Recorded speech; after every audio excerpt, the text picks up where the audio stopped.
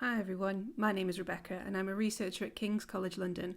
I work on the TIDES project, which examines discrimination in health services, and I'm going to be talking about our research and what we do with your data. This talk will cover three things. I'm going to talk about our study and our surveys, what we do with your data, and how we are using our findings to tackle inequalities. So first, what is the TIDES study? TIDES stands for Tackling Inequalities and Discrimination Experiences in Health Services.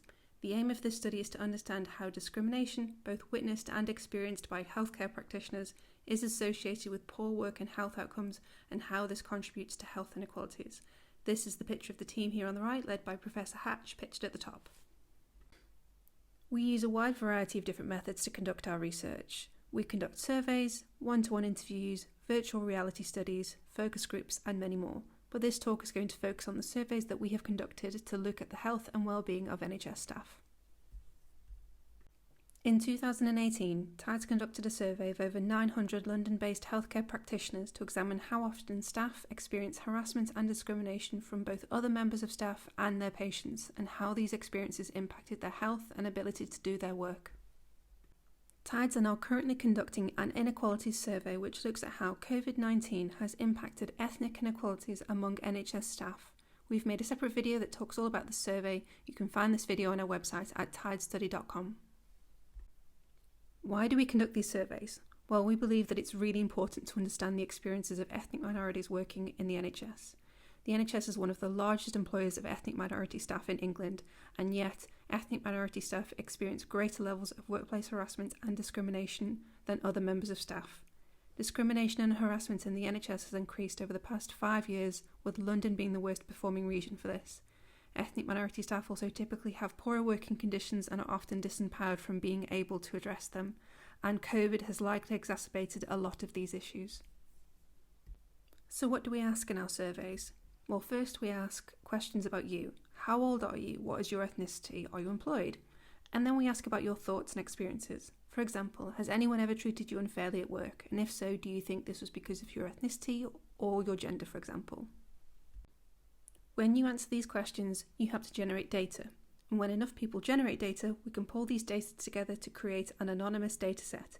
It's really, really important that we get as many people generating data as possible so that we can understand everyone's experiences. So this is what a typical data set looks like. In this example, each row represents one person, and as you can see, instead of names, each person has a unique ID number to help keep them anonymous.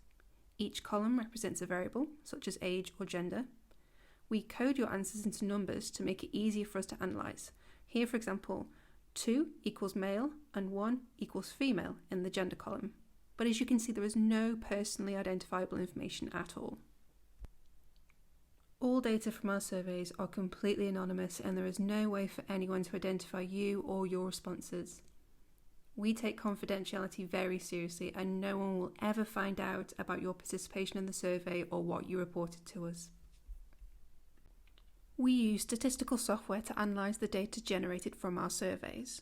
We do a lot of different types of analysis, but generally we do two things. First, we describe the data, and second, we look for associations between different responses. When describing the data, the first thing we do is look at who took part. So, things like, what proportion of the sample are women? What is the age range of the sample? Is it mostly younger or older people who took part? This will help us to understand who our findings apply to. We also look at how common certain experiences are. For example, we can see from this chart here that 21% of our TIDES survey participants experience discrimination at work. We also look to see whether different responses in the data are associated with each other. For example, we may want to see if gender and discrimination are associated. This would help us to answer the question, are women more likely to experience discrimination than men? We aim to make a difference with our research. We do this by regularly talking to policymakers about what we find and what those findings mean. We collaborate with many organisations that help people and share our findings with them. We also produce training materials, toolkits and reports. What happens if we don't get your data? That means that your experiences don't get counted. It also means that we may not have enough participants from different ethnic groups to properly understand everyone's experiences. For example, Sometimes, if we don't have enough participants from different ethnic groups, we have to combine ethnic groups in order to analyse the data, and this obscures or hides findings from specific groups. That is why it is incredibly important that we make sure that as many people as possible engage with our surveys. It gives us the best possible opportunity to help everyone. If you would like to learn more about how to analyse survey data or about any other research methods, our colleagues at the Centre for Society and Mental Health have created a free online course that teaches research methods to peer and community researchers. To register for this course, please visit the website shown here or click the link in the description. Thank you so much for listening. If you'd like to know more about our research, please check out our website at tidestudy.com or follow us on Twitter at tides_study. If you would like to get in touch with us to ask us a question or tell us about your experiences, please email us at tides@kcl.ac.uk.